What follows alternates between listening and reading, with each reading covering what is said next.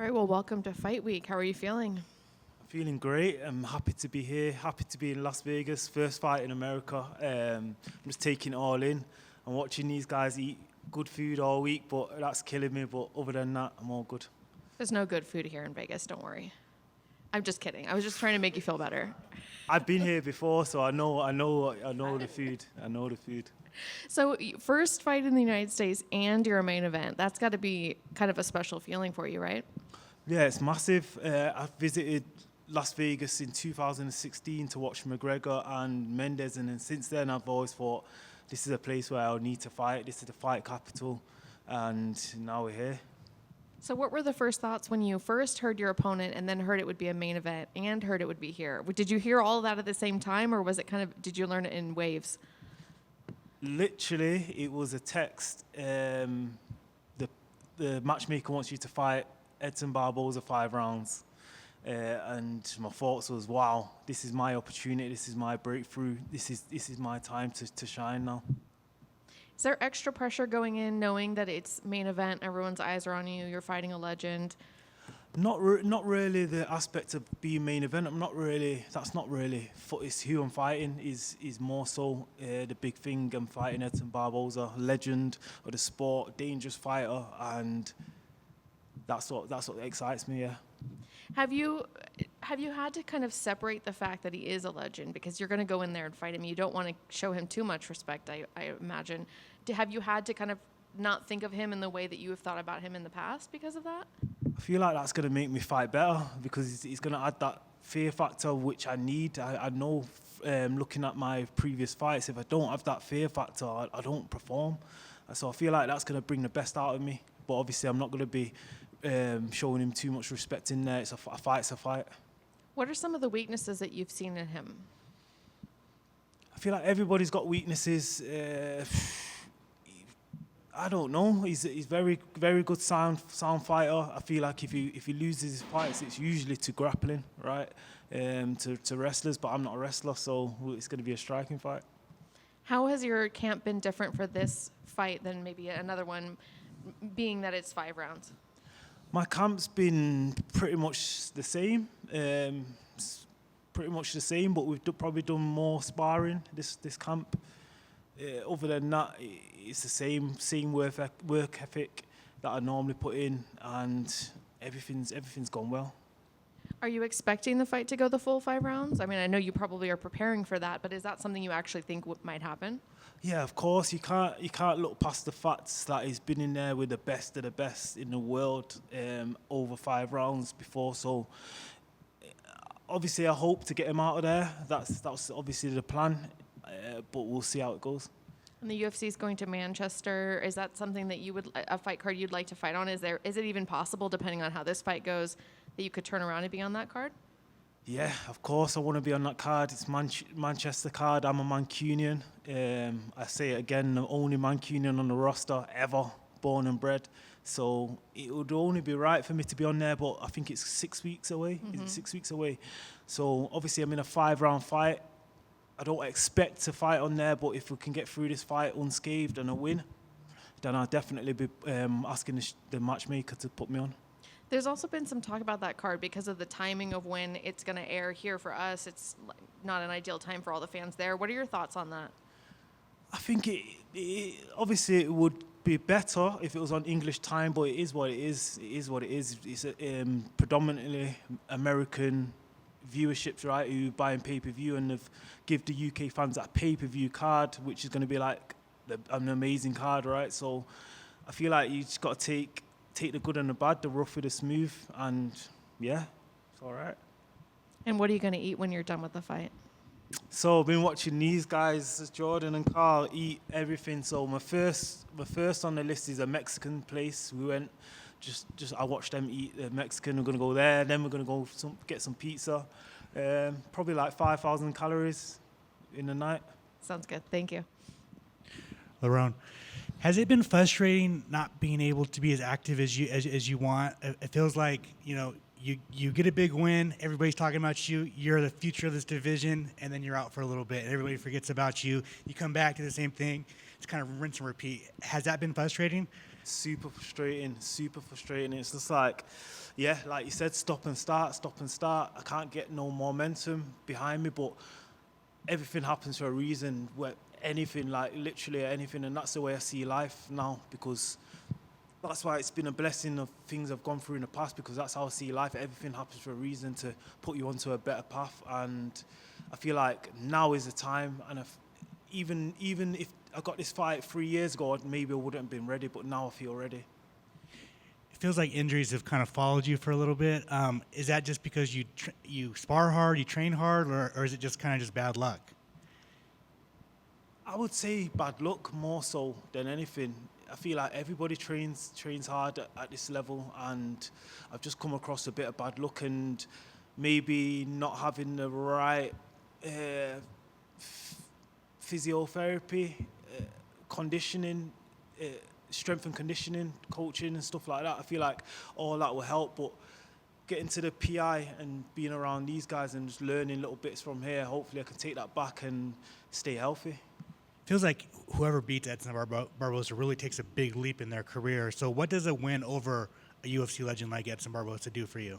Exactly that. That puts me up there, solidifies my name, puts me among the elite of the elite, and gives me a shot at that top 10 afterwards. Who's winning this weekend between Tyson Fury and Usyk? I'm gonna back the Mancunian, Tyson Fury. Do you think he stops him, or do you think it's going to be a close fight?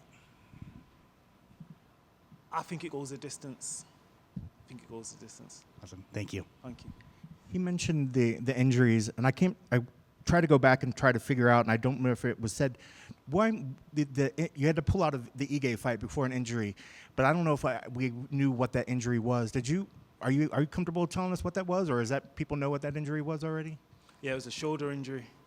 Wrestling, I hurt my shoulder wrestling maybe 4 weeks before the fight, and it was only fair, like I couldn't train, like there was no way I could train for the fight, so maybe I could have waited till fight week and done that, but it's not fair on the other guys to not fight. They need to put food on the table for the family and stuff like that. So the team made the decision that we'll pull out of the fight, and yeah, we're here now today. And like you said, a lot of those things are just bad luck. They're just fluke accidents. It wasn't like it was anything training that you needed to change training-wise. It's just one of those things that happens in training, right? Yeah, it's just part of the sport. We do like some vigorous training, the wrestling, the sparring, like it's high intensity. Do you know what I mean? So people always get injured. It's just part of the sport, and I've just got to take it like that. But yeah, we're working on it. We need to be active. I'm trying to get 3-4 fights in a year. That's my goal. Never done that before with the UFC. So that's my main goal, yeah. And we always hear from fighters, training tends to be the hardest part. The fight camp, the fight's the actual fun part, because you're grinding so much in training. Does that feel the same way for you, that the fight's actually the fun part? You finally can celebrate all the hard work in a fist fight? I enjoy the training. Yeah. Probably, I like the fight, but the fight's the business end, right? So yeah. The fight's the business end. There's always a lot riding on the fight. So, yeah, I enjoy both though. That's what I'm here for. That's what I live for. It was brought up. You're fighting like a living legend. The guy that this is going to be his 30th fight in the UFC. Are there things still about him Are there still surprises to be found by him? I mean, can he surprise you, or is there just too much tape out there that you've seen everything possible from this guy? I feel like anybody can surprise you on the day. It's MMA. Like, you just don't know what you're gonna get. If you're watching a boxer that's fought 30 times, you know what you're gonna get. Like, there's gonna be no new tricks. But with MMA, there's so many different aspects to the sport that you just never know. But yeah, like you said, there's 30 fights in the UFC. A lot of tape. I've been watching tape of Edson Barboza from before I done MMA, before I even started training. So I see a lot of the stuff he does, but it's even now, so you see that people still can't stop it because he's so good at it. Yeah, so we've been working on that though, and I'm ready to go. Can't wait. Yeah, and when you look at the UFC rankings now, Ige is like 13th, Barboza is like 12th. So you actually getting a higher ranked fighter now and a little tougher. Do you think that's enough? With a decisive win here, do you just swap? Do you take that 12 spot, or do you think it's possible enough that it might boost you into the top 10, possibly? I think it goes down to how you win the fight. and if you win the fight by stoppage, then they're going to put you higher up the rankings. Yeah, so I feel like this fight's a bigger fight than the Ige fight, not because he's better than Ige, but just because of his name and obviously he's higher ranked. So yeah, it's a blessing to get this opportunity. And what are your keys to the victory? What needs to happen to make sure you get your arms raised on Saturday? Keys to victory for me would be to be defensively sound and pick my shots correctly. So, thank you. Thank you. Thank you, my man, for taking the time. Yeah. You mentioned with Amy, and I love the quote, it's my time to shine. You getting this call from the UFC to get this main event, how much more did that boost your confidence and just really solidify the belief that you have in yourself? Like, yeah, I'm that dude. You put me on the poster, I'll show up. Yeah, I've always had that belief that I should be here. Like I said before, it's just been like the stop and start that's held me back really, and the inactivity. But I've always thought I can get here one day to the main event, but it's actually my time to shine, and I have to put on a performance on Saturday night. Like there's no two ways about it. For one, for my own safety, I have to perform, and two, they've put me main event now, so there's no messing about. You can't be in like no boring fights. I want this opportunity again. Yes, sir. And how high was it on the bucket list to fight in Las Vegas, to be the billboard, the main event, right there with Manchester? Like, how high up was it? Like, okay, wow, this is really happening. I did it. Check that one off the bucket list. I'm the main event in Las Vegas, fight capital of the world. Yeah, it's definitely on the high up the bucket list. I've always wanted to fight in Las Vegas. I've always wanted it to be main event. So that's 2 ticks off the bucket list. But I need to go out there and win. That's the main thing, right? Winning in Las Vegas, winning in the main event. And then Manchester's right up there as well. I want to fight everywhere. I think this sport's about experiences that you bank. So I want to fight all over the world if possible. Sir, how has the transition been with you, not just as a professional athlete and a UFC fighter, part of this MMA community, but now the media stuff, the whirlwind of like camera, question. You got to find that new gear. Has that been anything interesting to show now you got to promote yourself too, to get more eyes to tune in and not just showcase your abilities, but also be a guy that people could say, you know what, I like him. I'm gonna follow him. I'm gonna tune in more often. Yeah, I'm working on it. I feel like it's an area that I definitely need more work in, self-promotion and stuff like that. But I'm here to fight at the end of the day. That's what I love doing. That's the most important thing for me. And I've seen fighters similar to me that have gone on and do well, like Leon Edwards. He's a similar person to me, and he's gone on to do well without all of that stuff. So it's possible, isn't it? Yes, sir. And last for me, just let me kind of like really lock into this. When you mentioned UFC 189 with Mendes and Conor McGregor, Yeah. is this kind of like a full circle moment that you are here and Conor's fighting next month in Las Vegas? Like, you're just like, man, like I just saw them fight.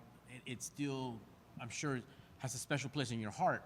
But now you're like right there on back to back with some of the biggest stars.